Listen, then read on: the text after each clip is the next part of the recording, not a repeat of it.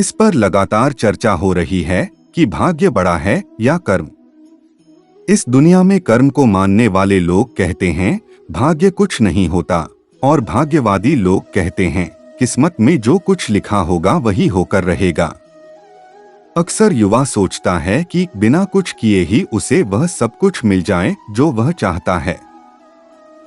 क्या कुंडली देखकर हम अपना कर्म करें? क्या ग्रह की दशा देखकर यह फैसला लें कि हमें कौन सा कदम कब उठाना है? यानी इंसान कर्म और भाग्य इन दो बिंदुओं पर घूमता रहता है और एक दिन इस जग को अलविदा कहकर चला जाता है। भाग्य का निर्माण कर्म से ही होता है, या कहे तो भाग्य आपके पूर्वकृत कर्मों का ही फल है। इसके संबंध में सबसे बढ़िया दृष्टांत से जानिए कर्म बड़ा या भाग्य। भाग्य और कर्म को अच्छे से समझने के लिए पुराणों में एक कहानी का उल्लेख मिलता है। एक बार देवर्षि नारद जी बैकुंठ धाम गए। वहां उन्होंने भगवान विष्णु का नमन किया। नारद जी ने उनसे पूछा, हे भगवान, प्रायः इस संसार में ऐसा देखा जाता है कि कुछ लोगों को बहुत मेहनत के बाद भी कुछ नहीं मिलता, वरन उसे उस कार्य के लिए दुख उठाने के उपरांत भी क्षणिक सुख के बाद भयानक दुख उपस्थित हो ही जाता है, और कुछ लोग थोड़े से ही परिश्रम से अपनी मनवांछित वस्तु प्राप्त कर लेते हैं। नारद जी ने श्रीहरि से कहा, प्रभु, पृथ्वी पर अब आपका प्रभाव कम हो रहा है। धर्म पर चलने वालों को कोई अच्छा फल नहीं मिल रहा, जो पाप कर रहे हैं उनका भला हो रहा है। भाग्य बड़ा बलवान है, हे प्रभु, कृपा करके मुझे बताइए कि कौन बड़ा है, कर्म या भाग्य?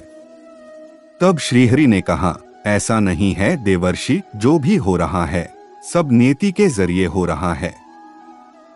नारद बोले, मैं तो देखकर आ रहा हूँ, पापियों को अच्छा फल मिल रहा है और भला करने वाले, धर्म के रास्ते पर चलने वाले लोगों को बुरा फल मिल रहा है। भगवान ने कहा, कोई ऐसी घटना बताओ। नारद ने कहा, अभी मैं एक जंगल से आ रहा हूँ। वहां एक गाय दलदल में फंसी हुई थी। कोई उसे बचाने वाला नहीं था। तभी एक चोर उधर से गुजरा।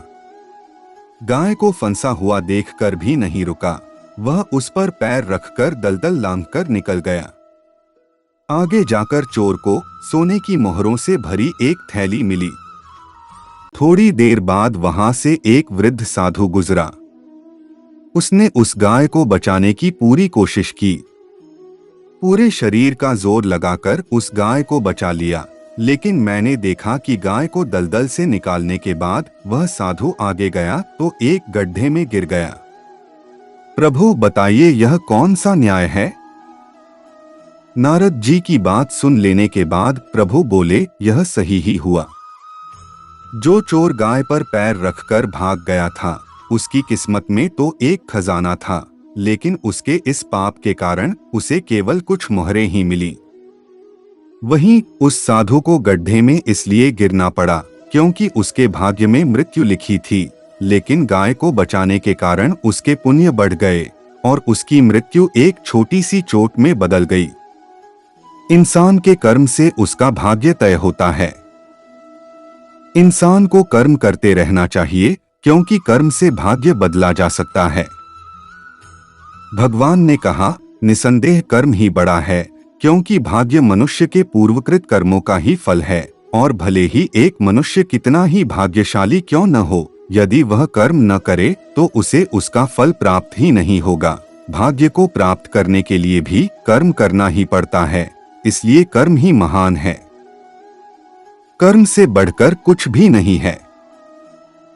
इंसान का भाग्य इंसान के कर्म के अनुसार ही लिखा जाता है।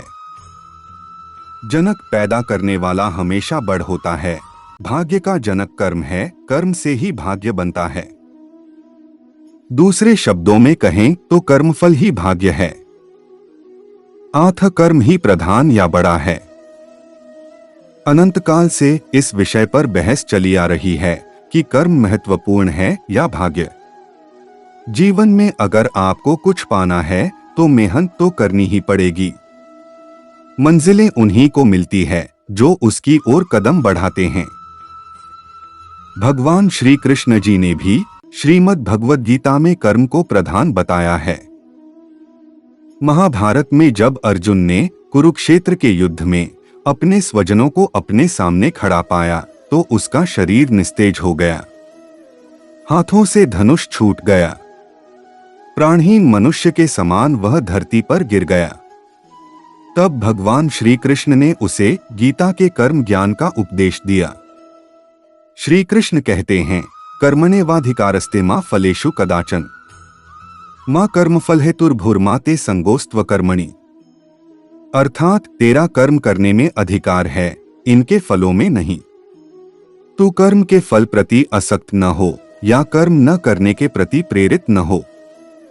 भगवान कृष्ण ने अर्जुन को कहा कि राज्य तुम्हारे भाग्य में है या नहीं, यह तो बात की बात है, पहले तुम्हें युद्ध तो लड़ना पड़ेगा, तुम्हें अपना कर्म तो करना पड़ेगा, अर्थात स्वजनों के खिलाफ युद्ध तो लड़ना पड़ेगा।